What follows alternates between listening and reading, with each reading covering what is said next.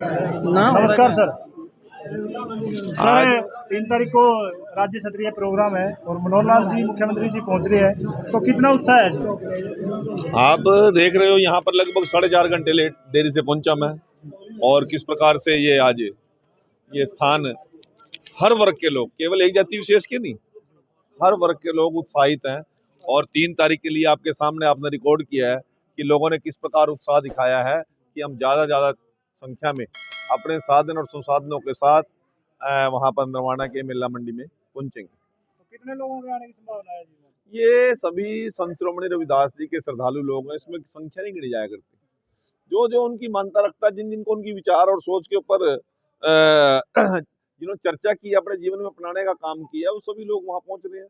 और कोई एक निर्वाणे का कार्यक्रम नहीं है, अन्य जिलों से भी, प्रांत के अन्य कोनों से भी सभी लोग पहुंच रहे हैं और सारे बड़े बड़े संत महापुरुष भी उस मंच पर रहेंगे।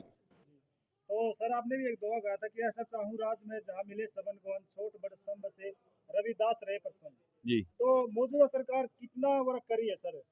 देखिए, मैं आप लोगों को बताना चाहता हूँ कि बसने का मतलब क्या है। सभी समान रूप से यहाँ पर रहे, उन सभी वर्गों की चिंता मुख्यमंत्री जी कर रहे हैं।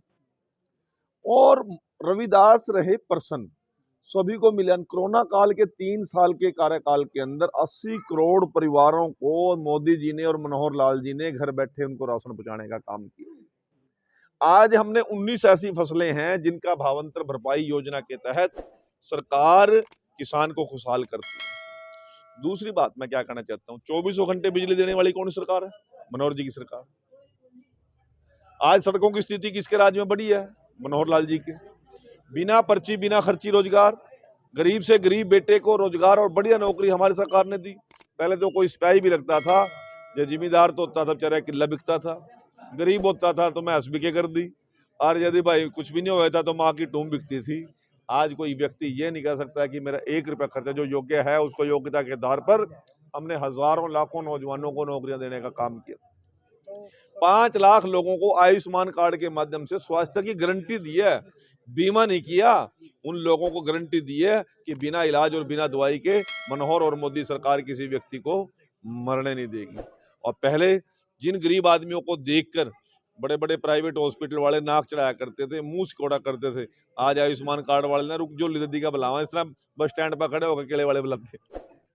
तो ऐसा परिवर्तन करने वाले ही हमारी सरकार तो रविदास जी की नीतियों पर चल रही है, विचारों पर चल रही है, महर्षि वाल्मीकि जी की विचार और सोच पर चल रही है। हमने समरसता का एक बहुत बड़ा उपदेश लोगों को बीच में देने का काम किया। संत शिरोमणि कबीर जी महाराज की नीतियों पर चल रहे हैं हम, गुरु नानक देव जी की वाणी पर चल रहे हैं, परशुराम जी की विचारधारा पर चल रहे हैं, बाबा बंदा सिंह बहादुर, शहीद उधम सिंह, सर छोटूराम जी के विचारधारा पर उन्होंने साहूकारी प्रथा खत्म करके जिस प्रकार से करोड़ों करोड़ों लोगों की, किसान वर्ग के लोगों की, ग्रामीण परिक्षेत्र में रहने वाले लोगों की जीवन शैली बदलने का काम किया था, आज उसी प्रकार से जिन परिवारों की राजनीति चलती थी, दादागिरी चलती थी, उस राजनीति को समाप्त करके मनोहर लाल और मोदी जी ने आम आदमी तक राजनीति पहुंचाने का काम किया। और उसका सबसे बड़ा उदाहरण यदि कोई है तो कृष्ण बेदी, जो एक सामान्य परिवार, मजदूर परिवार के अंदर पैदा होकर, एक छोटे कर्मचारी के घर में पैदा होकर आज हरियाणा सरकार के अंदर मैं मंत्री भी रहा, आज मुख्यमंत्री जी के सहयोगी के तौर पर हम हैं। ऐसे कितने नौजवान हैं जिनको राजनीति के अंदर हमने हिस्सेदारी देने का काम किया। तो इससे रविदास जी के कौन सी विचारधारा से हम प्रभावित नहीं है, और उस विचारधारा को अपनाकर हम सरकारें चलाना काम करते हैं।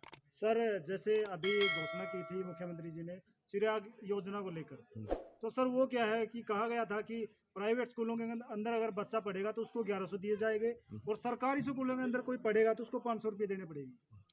आप उसको पहले आप खुद स्टडी कीजिए, फिर इसके बारे में सवाल कीजिए, आपने उसको कितना स्टडी किया, उसको क्या महत्व पता आपको। लोग मैं क्या कह रहे हैं सर? लोग नहीं क्यों कह रहे, आप पत्रकार हो, जागरूक आदमी हो, समाज का आईना हो, आप लोगों की बात क्यों कर रहे हैं? आप अपनी बात कीजिए, पहले खुद स्टडी कीजिए, फिर सवाल कीजिए।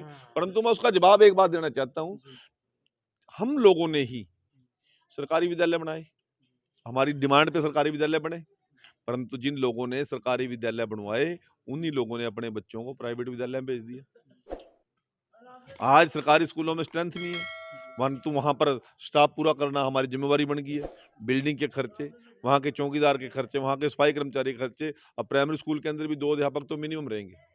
आज स्थिति क्या है, हम लोगों को उत्साहित कर रहे हैं कि आप सरकारी स्कूलों में अच्छे टीचर, हमारे योग्य टीचर हैं, सारा वातावरण बढ़िया है, हमने डुअल डेस्क देने का काम कर दिया, तो आप सरकारी स्कूल में क्यों नहीं पढ़ाते? अब यदि गाँव के लोग ही अपने बच्चों को अपने स्कूल में, अपने गाँव के स्कूल में नहीं पढ़ाएँगे, तो टीचर क्या करेगा? वहाँ का स्टाफ क्या करेगा? तो इसलिए मुख्यमंत्री जी ने कहा, ठीक है, जहाँ स्ट्रेंथ कम है, आप साथ के स्कूल में पढ़ाइए, हम उसको चिरायु योजना के तहत, हम उसको चिराग योजना के तहत हम उसको 1100 रुपए पर मंथ उसका आने-जाने का जो किराया भाड़ा लगेगा, वो हम देंगे।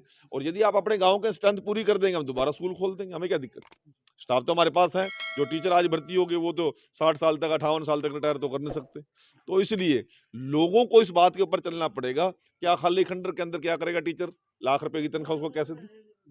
तो बच्चों की स्ट्रेंथ किसने बढ़ानी है? वो तो गाँव के लोगों ने बढ़ानी है, जिन लोगों की माँग पर वो स्कूल बने हैं। इसलिए उनसे निवेदन है मुख्यमंत्री जी का, या तो अपने बच्चों को अपने गाँव के, अपनी छाती के नीचे, अपने नजरों के सामने पढ़ाने का काम करें। यदि आप दूसरे गाँव में भेजते हैं, तो फिर हम आपका सहयोग करें। तो सर एक लास्ट सवाल है, आज यहाँ पर गांव फरहाना कलां के अंदर आप आए हो न्योता देने के लिए, तो गांव के लोगों का कितना उत्साह है और यहाँ पे?